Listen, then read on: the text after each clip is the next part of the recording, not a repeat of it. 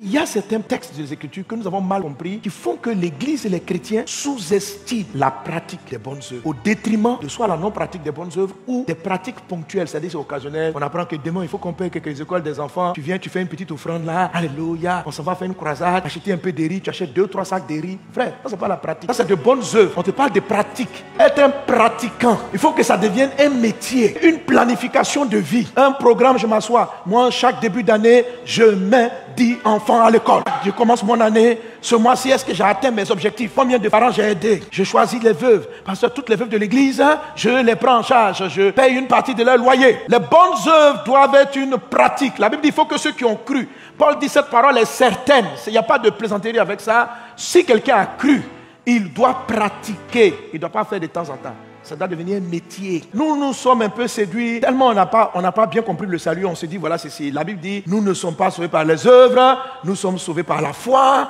par la grâce. Donc à force de dire, on n'est pas sauvés par les œuvres. On n'est pas sauvés par les œuvres. On n'est pas sauvés par les œuvres. En fait, les œuvres sont passées au second plan. On se dit, oh mon frère, c'est pas parce que je fais de bonnes œuvres que Dieu m'aime, que Dieu est d'accord avec moi. Je veux te dire que c'est un mensonge de l'enfer. Nous ne sommes pas sauvés par les œuvres, mais nous sommes sauvés pour faire des bonnes œuvres. On n'est pas sauvés par ça. Mais on est sauvé pour.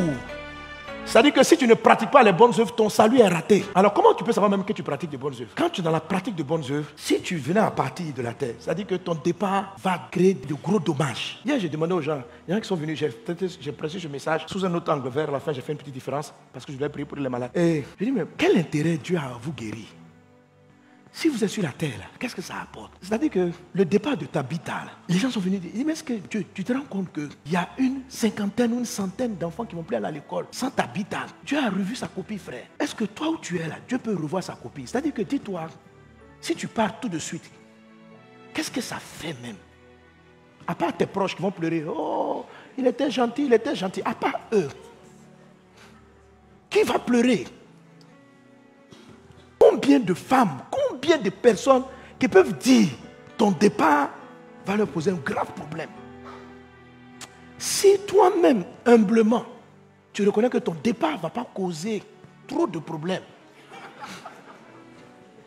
c'est que tu n'es pas encore dans la pratique. Tu es dans les bonnes actions, mais pas dans la pratique. Parce qu'on n'est pas habitué à toi dans des domaines. C'est-à-dire, en fait, de temps en temps, tu dépannes de quelqu'un. Donc, si ce n'est pas toi qui l'as dépanné, quelqu'un d'autre va le faire. Car nous sommes ayant été créés en Jésus-Christ pour de bonnes œuvres que Dieu a préparées d'avance afin que nous les...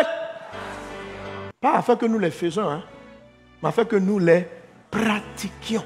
Dieu ne nous a pas créés pour faire des bonnes œuvres, mais pour pratiquer des bonnes œuvres. Alléluia.